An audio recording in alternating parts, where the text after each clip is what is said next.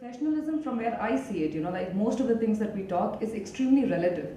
So what is okay for you may be a little overboard for somebody else, and vice versa, right? So, and I think you were talking about a dual personality, which is so true. You cannot be two persons, and I don't think that when you expect somebody to maintain a certain decorum or a certain code of conduct at a place of work, I don't think the immediate connotation is become a dual person. It's just that conduct yourself based on where you are.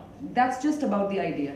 But nobody is again trying to say that, if you have a good day, don't go ahead and give your colleague a high five. Come on, go ahead and do that. You're people, you're not working with robots at the end of the day, and you want to see those emotions. Otherwise, there wouldn't really be much difference between working in an assembly line unit where there are only, machines or tools or equipments, or working with human beings.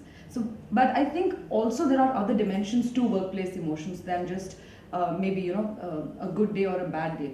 There are aspects, like I was reading an article which was talking about how it is seen on a gender bias basis. So there was something which was highlighting Hillary Clinton, and it said that she getting angry at an opponent, Senate, or any other person in the political arena was viewed really bad.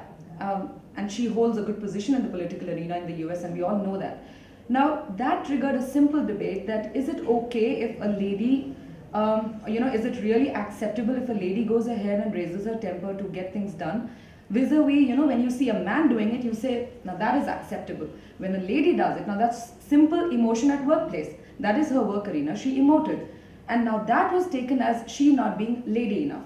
Now, had she not spoken up, it would be another debate altogether, saying she's too timid and she's too girly. Deepti, I think she's not doing justice to the kind of work that she's allocated to. Exactly. She's not justifying what she's got to do. I think taking emotions this point are forward, I would like to hear it from the gentleman over here. What Right. do you feel about it? How common is it to have the expressions of women folk coming out? How do you take it up in the workplace? Well, to probably cut down this entire gender thing about emotions, I think emotion is very natural, and it is very human for all of us to be very emotional, be it your professional place or be it in your personal life.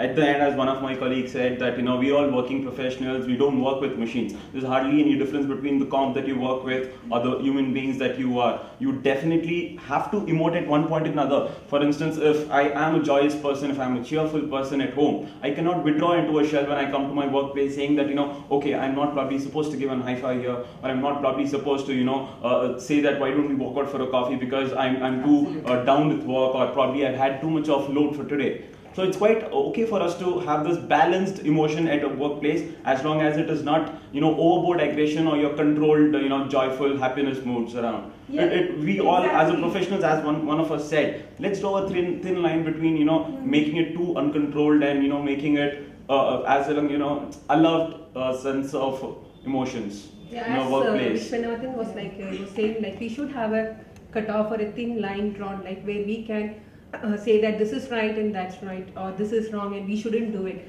See, why I'm saying this is it doesn't affect the individual, it also affects the entire workplace where we are working.